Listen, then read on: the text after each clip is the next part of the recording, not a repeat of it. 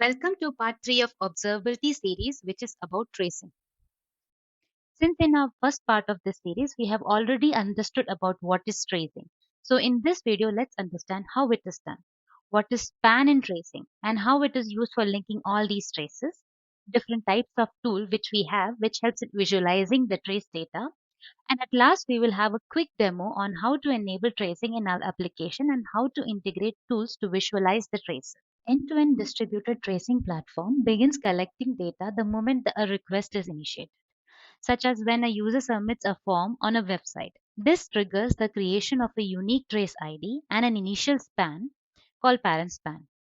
A trace represents the entire execution path of the request, and each span in the trace represents a single unit of work during that journey, such as API call or database query. Whenever the request enters a service, a top-level parent span is created. If the request made multiple commands or query within the same service, the top-level span may act as a parent to additional child span nested beneath it. The distributed tracing platform encodes each child span with the original trace ID and its own unique span ID. To make it more simple, when a user sends an initial request, let's take an example of HTTP request for simplicity, it is assigned a unique trace ID. As the request moves through the host system, every operation performed on it, maybe calling another API or database, is tagged with first request trace ID as well as its own unique ID. Finally, all the spans are visualized in a flame graph, with the parent span on the top and child spans nested below in the order of their occurrence. Since each span is timed, engineers can see how long the request spent in each service or database and prioritize their troubleshooting efforts accordingly. Hence, in this image, you can see an example of such tracing where spans are shown as per their hierarchy. Now, to visualize this trace data, we have two open source tools such as Zipkin and Jaeger. They can correlate the data from all spans and format them into visualizations that are available on request through web interface. Jaeger and Zipkin has similar kinds of components. Both of them has a collector, data store, query API, and a web user interface. Outgoing requests are traced along with the application. The collector then records and correlates the data between different traces and send it to a database where it can be queried and analyzed through the UI. Now let's jump into a demo where I'll explain all this with a practical example. Yet again, I'm using another simple example for demonstrating distributed tracing. Here we have two projects. In the first one, we will be printing OK from project 1. Now on the second one, we call the first project and print its response together with the new response that is OK from project 2. I am calling the first project from the second project just to illustrate the tracing, like how it flows from project 2 to project 1 and comes back to the project 2. Calling one project from another would be a best example for open tracing, as this would illustrate how the request flows across different projects and which project or which application caused the delay. Now let's start with distributed tracing. Let's add the required Nugget package for open tracing. Here I am using OpenTelemetry Nugget package for this, and so let's add all the required package. So these are the required Nugget package. I will repeat the same step for both the projects. So now let's add this to the first project as well. Now let's configure our application for tracing. First, I will demonstrate the basic HTTP tracing, and in the second step, I will be using activity to enrich the existing tracing. So let's start with the basic tracing configuration.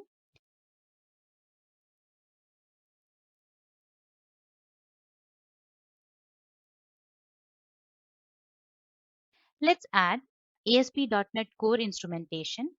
And here I'm adding the source. For now, I'm keeping it as empty. I'll soon replace it with a name.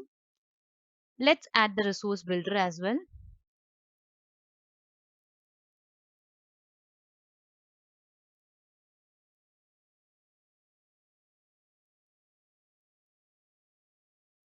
HTTP client instrumentation is also required for every HTTP request. It would start instrumenting.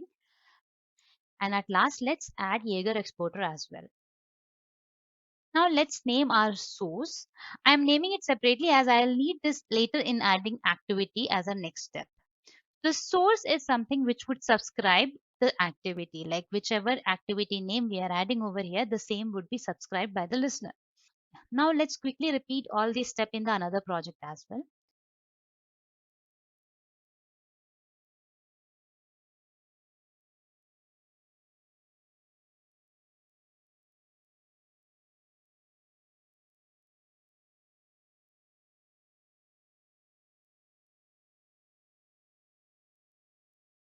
Now I'll quickly demonstrate the Docker Compose used for the Jaeger. Here there is no configuration required. All the corresponding ports would be exposed. We don't need any much of configuration. So it's a simple Docker Compose file.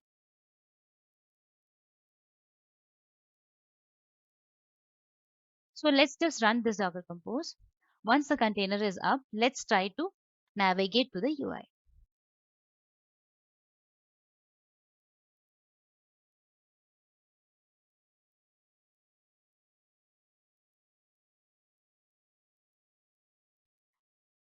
So now you can see in the drop down, we have two APIs. Let's open from the sample 2.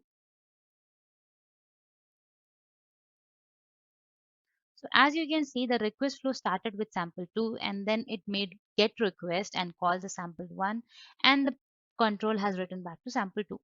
Here you can see the tracing for HTTP request like HTTP get is mentioned over here in this tracing.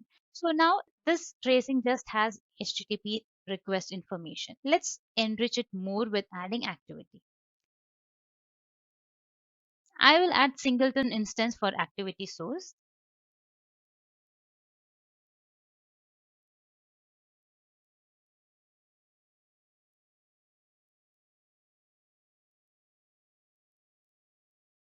Now let's import this activity in our controller and let's start an activity.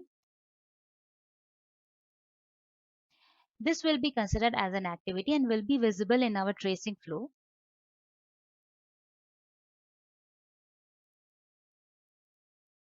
Here again, I'll add one more activity and just to demonstrate, let me add an error. If this method is called, then it would be noted as an error. I'll quickly repeat all these steps in the another project as well.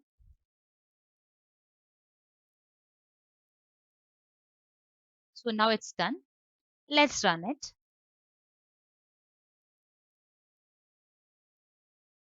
Let's refresh the Jaeger UI.